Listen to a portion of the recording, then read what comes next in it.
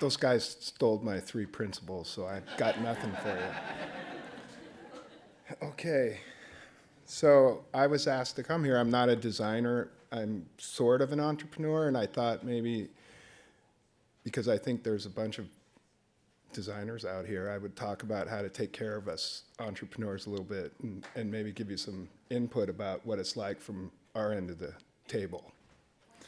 It's been quite a journey for me personally. I started washing dishes in a restaurant up in San Francisco when I was 14 years old and started cooking soon after in family businesses. I went to Stanford and got an education and then tried to stay away from it, but somehow it just sucked me back in later. And it's been something I've been doing since 1984. For about 15 years, I was a movie caterer all around the world. We used to do big movie catering jobs for Jim Cameron and Spielberg and stuff like that. And I had this need. It was very unfulfilling for me personally because I'm really into the craft of what I'm doing. So here's the birth of American Gonzo. It really started with Pitfire after I completed catering Titanic down in Mexico for a year. And I wanted to get involved in what I saw was the artisan food movement at a very casual level. Maybe somebody's been to one. So we started Pitfire, and then it's sort of evolved throughout all these companies. In the last 2 years, we've done 6 restaurants, 6 different restaurants, which has been quite an education and quite an experience working with a lot of designers. Entrepreneurship. This is not for the faint of heart, and to be an entrepreneur, this is how you start. It's a really scary place. And it's filled with doubt and naysayers and not knowing what to do, how to start. And the biggest thing you need is belief in yourself. You need the courage and the conviction to start something, which is really hard. And I struggled for a few years with really trying to find a groove and how to understand what I was trying to do. Maybe 5 years in Pitfire, I saw Baja Fresh, and I said, you know what, I'm going to make a pizza and a pasta version of that. That's how I started it. But over time, you saw the lift of the beginning of the artisan pizza movement, and I thought, wow, that's really where I need to go. And I had to figure out how to do it, but you really need an underlying principle to help you get there. So this was my light bulb moment here, this idea about combining food, art, and community. That's underneath everything that we do in my company. The food part, because I'm a chef and there's much passion there, I got that part. The art part was where I needed to get some help. It's funny, I know. They're not really. It's design, comma, bitches. But I want to talk today a little bit about my relationship with the design bitches. If you met them, it's the biggest, most ironic joke in the world, because they're actually very nice people. I met Kathy and Rebecca when I thought, after having that moment where I was going to try to work with those elements and what I brought into a restaurant, I ended up in Barbara Bester's office, who's just an incredible architect here and designer, one of the treasures in LA, I feel. And Kathy and Rebecca were on this project. I was doing a Pitfire with her.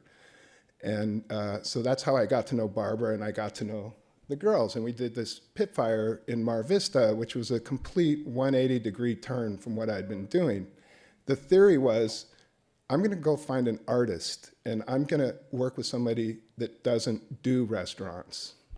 It's my responsibility as the operator to protect the integrity of the restaurant, but I wanted to get somebody so outside that was going to approach my project differently and help liberate it, because I felt like I really wanted to bring something special, and this is sort of what we got. And so I met Kathy and Rebecca on this project and had so much fun. I had them do my house on the side. And this is kind of the birth of the Design Bitches was working on my house in Venice. And then we started this little project called the Snack Bar in Venice, Superba Snack Bar, which is a pretty cool place. We won an AIA award for this restaurant. We won one for the pit fire I showed you previously. And then we started on my dream project, which is Superba Food and Bread, which we have just opened about 4 months ago. And that is an all-day sucker. It's a bakery, cafe, coffee bar, breakfast, lunch, and dinner. Just, I'm the stupidest guy in the world for trying to do this.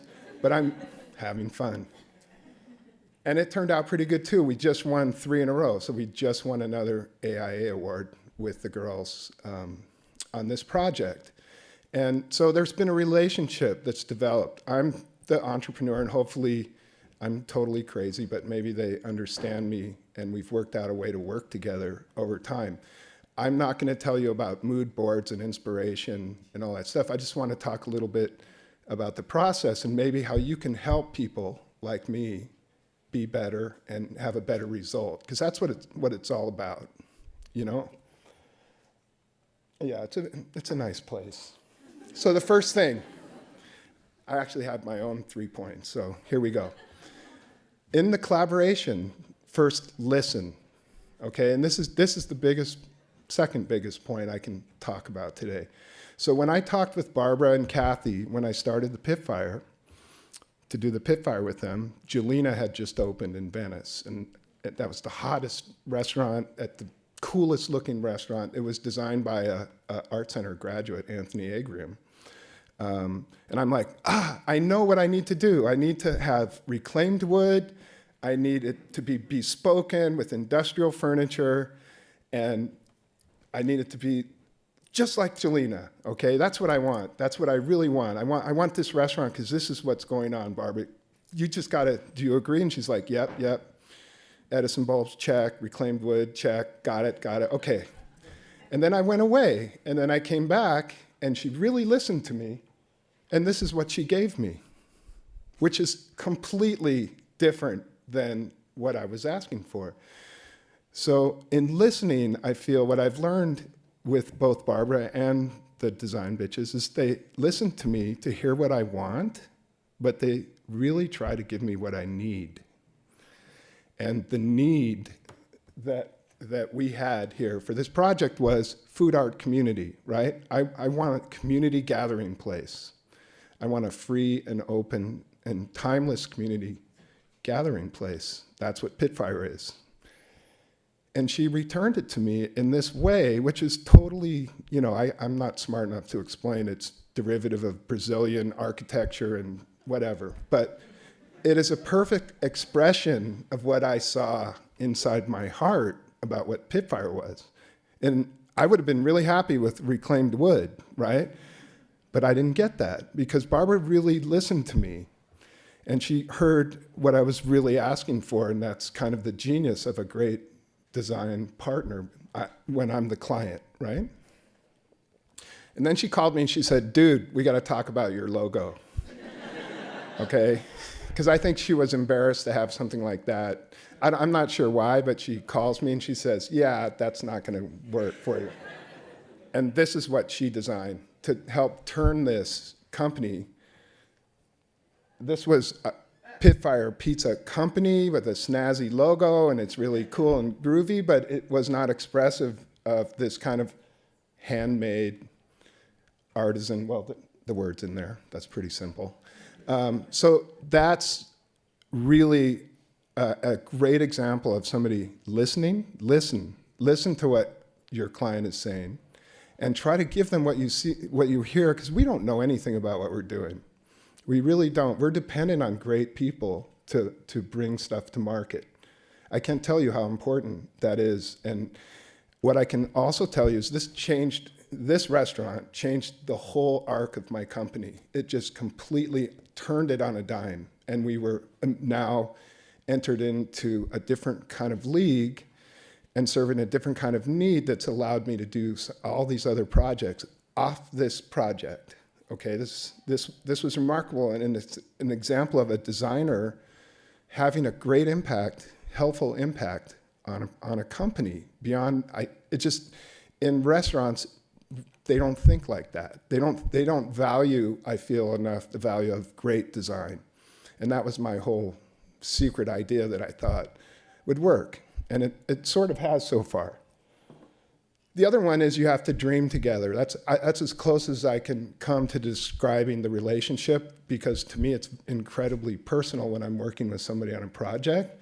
Dreaming together and allowing yourself in the beginning the freedom to imagine what can be, what if, all the way, we saw in the previous talk, we saw that expressed in a different way. So in dreaming together, when I got to Superba Food and Bread, I found this article about this Japanese tea factory in World of Interiors. And I just tore it out and I gave it to Kathy and Rebecca and I said, yeah, that's kind of like, that feels like something like I'm trying to do here with this project. And they took it and we talked about it. We riffed on it. They drew stuff. We talked a little bit more. And this is what we got from point A to point B. And that's frictionless, because I'd been working with them now for a while. But the exchange of ideas and the support, so being able to imagine and dream together with somebody who's not a designer. I'm not a designer, I'm a cook, okay? But being able to take somebody and let them see inside the little Willy Wonka factory and encouraging a client to express themselves and imagine and try to get out of them. Remember, you're trying to give me what I need, not exactly what I'm saying I want. The best way to get to that is through this collaborative process. Once again, it's up to me as the operator to be responsible to the integrity of the project, to make sure it works. And there's always going to be a lot of mistakes, especially in restaurants where you're kind of trying new ideas, new things. And it's my duty as the operator to recognize that and not kill them when I buy $20,000 worth of lights that don't really work, or I cover my banquette with moving blanket fabric in my restaurant, which lasts 2 weeks in the store. But it was a good shot. So you're allowed a certain amount of that and experimentation.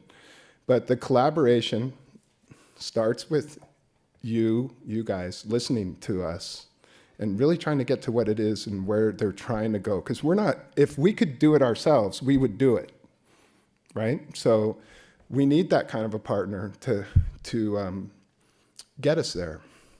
And then we need to dream a little bit.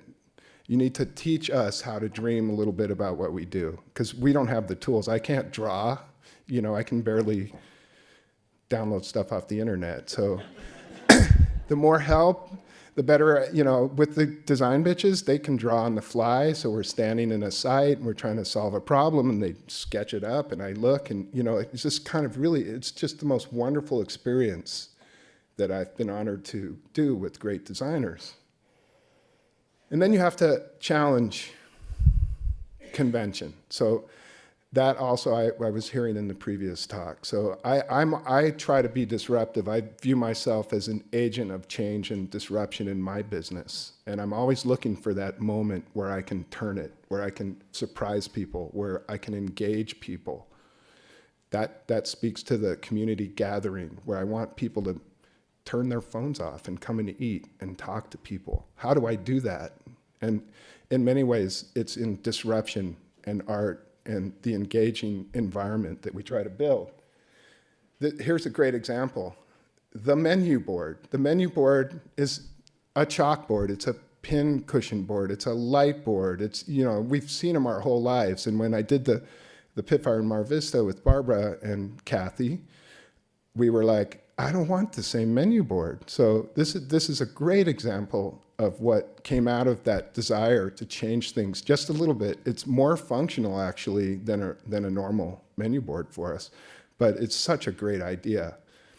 And it makes me so happy when I see it every time, because it's just very expressive of what we try to do as a company. And that just came about, a bunch of people sitting around doing what ifs together and then trying to get a little something different out of what we do. Now, this is my most important message for designers, okay? And I don't see anybody here that I've worked with, so I'm going to tell you the truth, okay? This is where you can make or break a project. So remember, I'm a restaurateur. My day is filled with restaurant business, like so much. I have 12 restaurants. I have a project manager. Right now we're building a restaurant, designing 2, and getting ready to do another one. So we're busy. And as much as I like to hang out and dream and do all these other things, we come and work with you, and then we go away, and we're dependent on you to keep the flame alive, to keep the project going in due order. Okay? And I can only speak to my own area. In restaurants, that's fraught with peril. And the worst thing that can happen is wasting time for a restaurant concept. Because when a guy is working with an architect or designer, that means he's signed a lease. That means he's got to get it open by a certain time or he starts to pay.